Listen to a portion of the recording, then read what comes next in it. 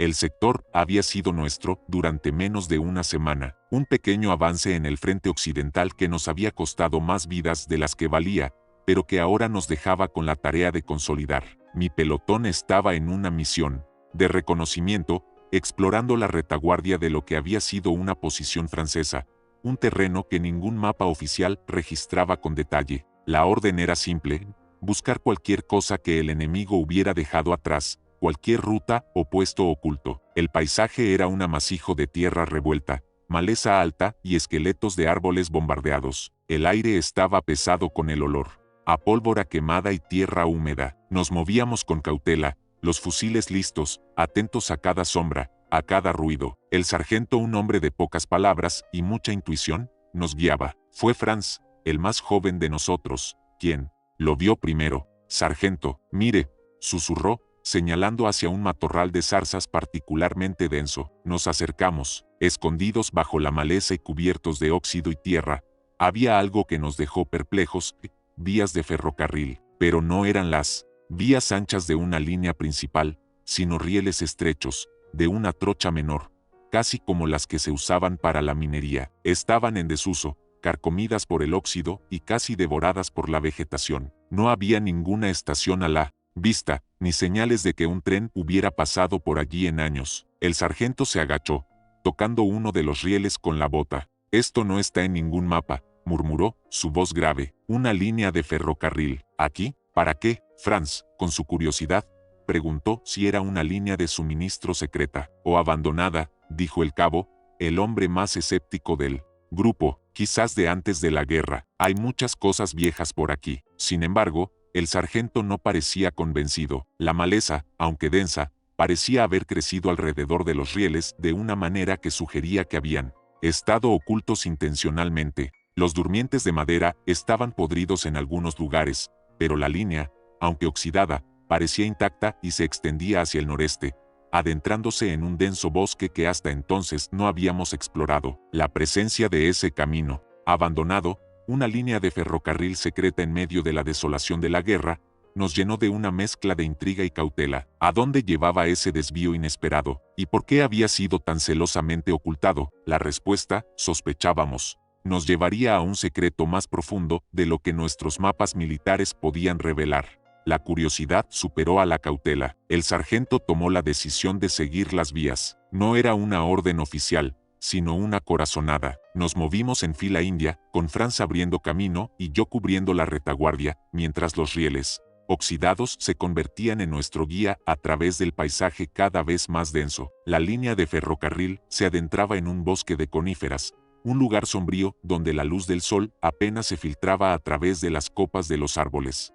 El aire se volvió más frío y húmedo, con un olor a tierra mojada y a pino. El silencio era casi absoluto, roto solo por el crujido de nuestras botas sobre las hojas secas y el ocasional chasquido de una rama bajo el peso de nuestros pasos. Los rieles estaban más cubiertos en algunas partes, obligándonos a apartar la maleza con nuestras bayonetas. Los durmientes, aunque podridos, seguían anclados a la tierra, mostrando que la línea no era una improvisación, era una construcción deliberada, aunque abandonada por mucho tiempo. «Parece que no ha pasado un tren por aquí en años», susurró Franz. «¿Crees que sigue llevando a algún sitio?» El cabo, siempre escéptico, murmuró que quizás era un ramal de una mina ya cerrada, de antes de la guerra, pero el sargento no dejaba de observar el entorno. Notó que, a intervalos irregulares, había pequeños montículos de tierra y piedras a un lado de las vías, como si hubieran sido creados intencionalmente para ocultar la línea. «Alguien no quería que esto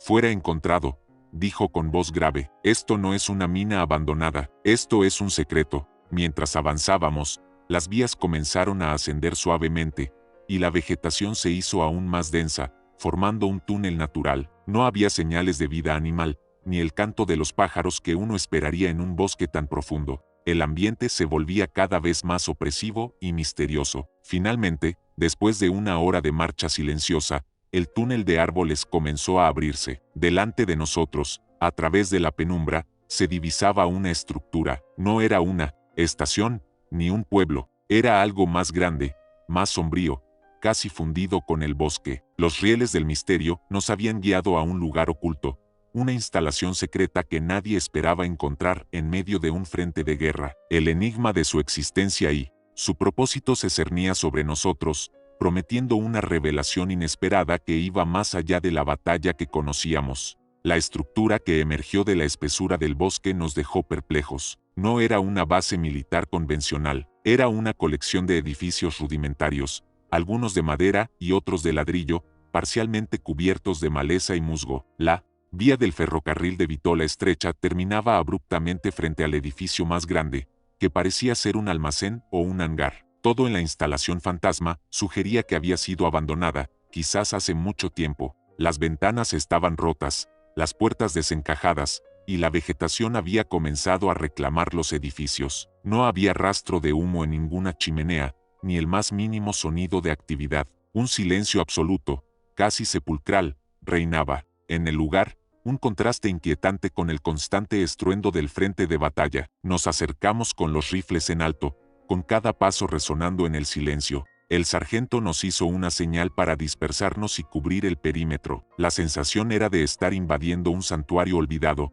un lugar que no estaba destinado a ser descubierto. Franz, siempre nervioso, preguntó si había trampas. Manténganse alertas, advirtió, pero no creo que sea una trampa. Esto es viejo, demasiado viejo para eso. El cabo, con su experiencia, notó que algunos de los edificios más pequeños parecían ser alojamientos para personal, y otros, talleres. Pero no había equipamiento visible, solo mesas vacías y estantes vacíos. Todo había sido retirado, o no quedaba nada de valor.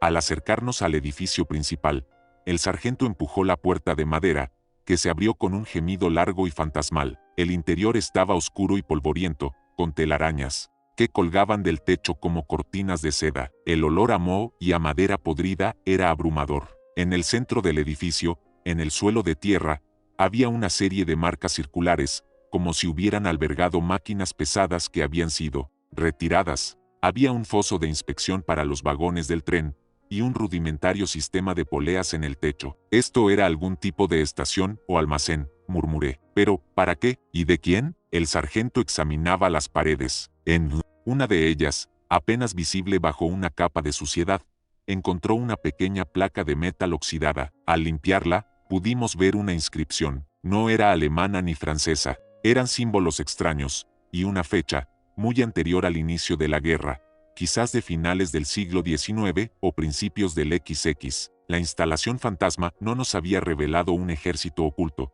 sino un misterio industrial o militar olvidado. El enigma de su propósito y su abandono se cernía sobre nosotros, prometiendo una historia de operaciones clandestinas que el tiempo había intentado borrar. La placa oxidada con la fecha y los símbolos desconocidos nos impulsó a una búsqueda más meticulosa. Si la instalación había estado operativa tan recientemente antes de la guerra, tenía que haber algún registro de sus actividades. Nos dispersamos por los edificios, moviendo escombros y buscando en cada rincón. El sargento se concentró en lo que parecía haber sido una pequeña oficina adyacente al almacén principal. El escritorio estaba volcado y cubierto de polvo, pero debajo, entre los restos de un estante de madera, encontró lo que buscábamos: un par de libros encuadernados en cuero y algunos papeles sueltos, protegidos parcialmente de la humedad por una pila de ladrillos. Los libros eran viejos libros de registro o bitácoras. Sus páginas estaban llenas de una escritura minúscula y ordenada, acompañada de diagramas complejos y lo que parecían ser cálculos matemáticos. La lengua era un dialecto suizo-alemán, pero con términos técnicos y científicos que hacían difícil su comprensión incluso para el sargento que hablaba algo de alemán suizo. Franz, al ver los diagramas, preguntó si eran planos de armas. No lo sé, dijo su voz tensa, parecen más científicos o técnicos, y estos símbolos son los mismos de la placa. El cabo, que tenía nociones de ingeniería, examinó los diagramas. Hablaban de resonancia, ondas de presión y métodos de excavación. Eran cálculos complejos que parecían estar relacionados con el subsuelo. Los registros olvidados revelaban que la instalación no era solo un almacén, era un laboratorio de investigación. Las entradas detallaban experimentos sobre la propagación de ondas sonoras o vibraciones a través de la Tierra, y su aplicación en la excavación de túneles o quizás en la detección de formaciones subterráneas. Había esquemas de aparatos que utilizaban principios de vibración, similares a los que se usaban en la minería, pero aplicados de una manera mucho más sofisticada y a una escala mayor. La última entrada en uno de los libros databa de solo unos meses antes del inicio de la guerra. Hablaba de un avance significativo en la resonancia direccional y de la preparación para un traslado urgente del equipo principal. El sargento se frotó la frente. Esto es algo que nunca había visto, murmuró. ¿Una investigación secreta sobre el subsuelo por los franceses? ¿O algo independiente? La verdad sobre la instalación fantasma se estaba revelando.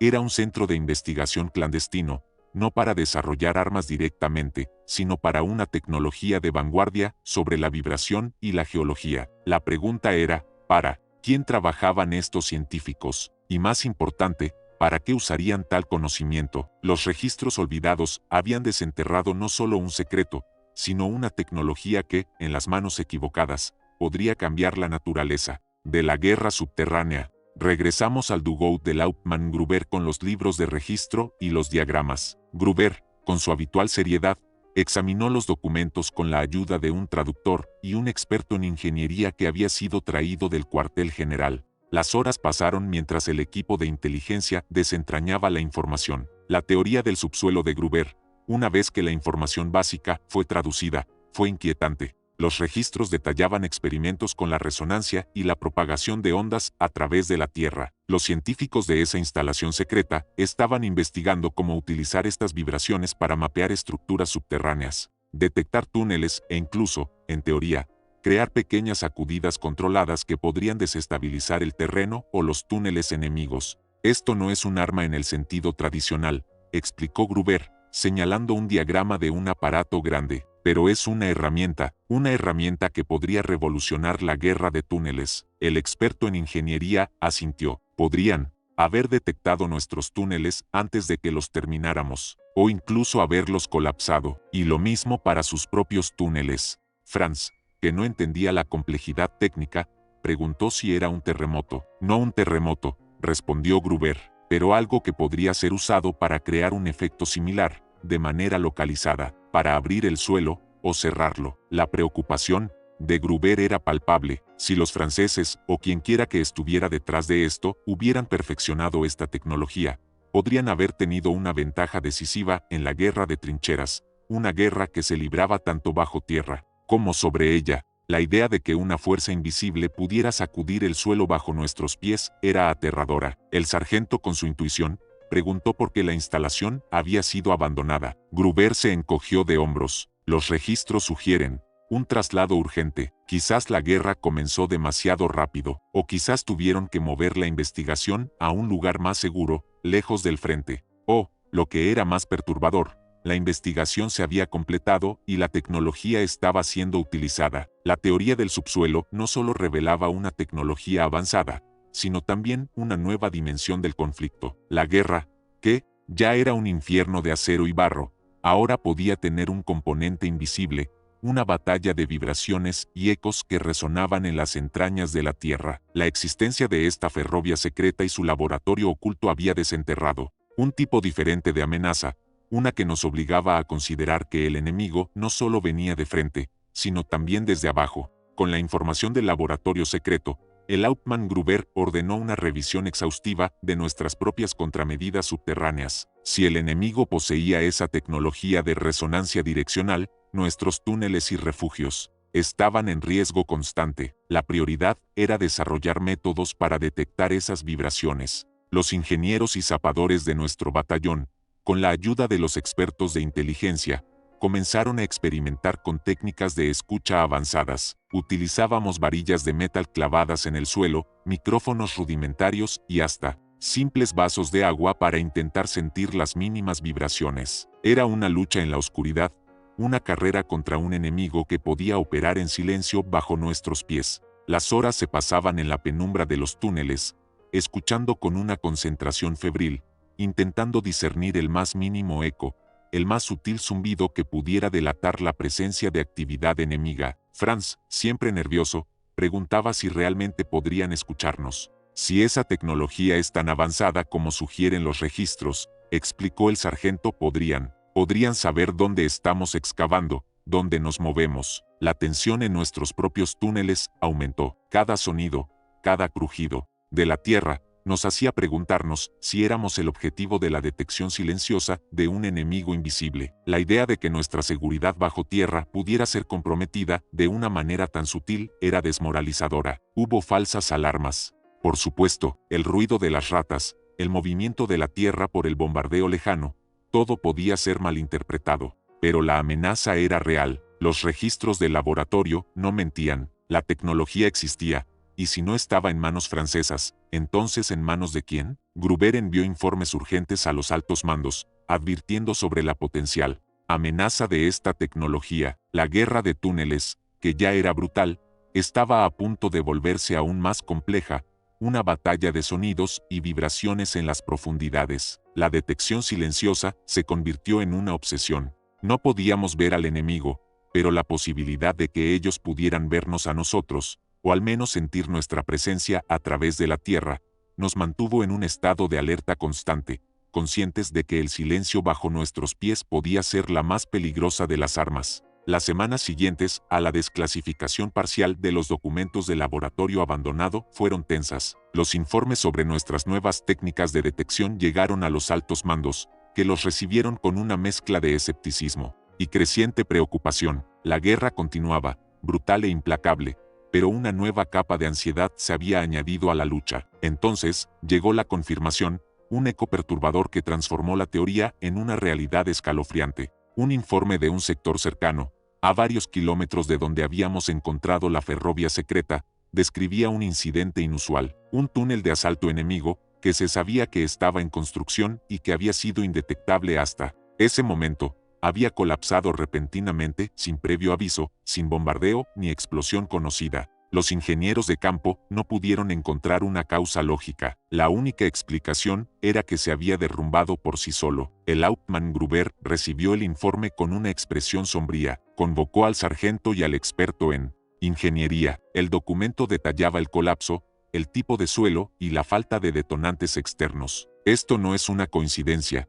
dijo Gruber, golpeando el informe con su dedo. Es el efecto de la resonancia direccional. Lo han usado. El experto en ingeniería asintió. La descripción coincide con los cálculos de los registros. Una frecuencia específica, una vibración controlada, suficiente para desestabilizar la estructura interna de un túnel. Franz, al escuchar la noticia, se puso pálido. La idea de una arma invisible, capaz de derrumbar el suelo bajo los pies sin dejar rastro, era aterradora. El sargento, su rostro pétreo, preguntó si sabían quién la usó. El informe no lo dice, respondió Gruber, pero si lo usaron, significa que la investigación en ese laboratorio secreto dio frutos, y está en manos del enemigo, o de quien quiera que la maneje. El eco perturbador de ese colapso invisible reverberó en el frente. No era una batalla de proyectiles o gases, sino de una fuerza elemental manipulada. La existencia de la ferrovia secreta y su laboratorio oculto había dejado de ser una simple curiosidad arqueológica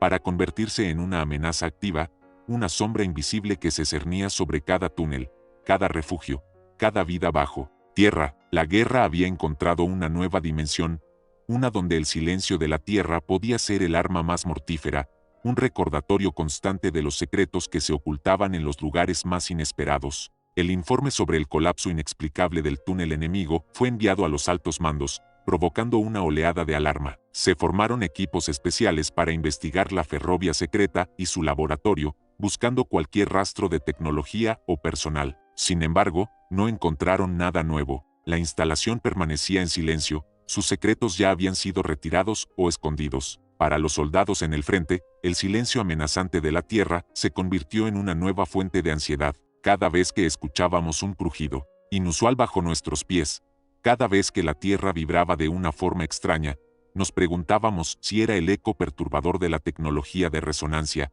si nuestros túneles estaban a punto de colapsar. La guerra, que ya era un infierno de terror visible, ahora incluía una amenaza invisible, una batalla de ondas que se libraba en las profundidades. El Hauptmann Gruber continuó su investigación, obsesionado con la idea de esa tecnología. Serra especuló que el laboratorio no era francés, sino de un grupo neutral que había desarrollado la tecnología y la había vendido al mejor postor. Otros creían que era una rama secreta de inteligencia, experimentando con nuevos métodos de guerra. El sargento, siempre más preocupado por la supervivencia inmediata, nos recordó que la única forma de combatir lo invisible era estar siempre alerta. Si no podemos ver al enemigo, al menos podemos escuchar la tierra, solía decir. Franz, el joven soldado, nunca superó la paranoia. Pasaba sus noches en las trincheras escuchando, su oído pegado al suelo, temiendo que el siguiente sonido fuera el preludio de su fin.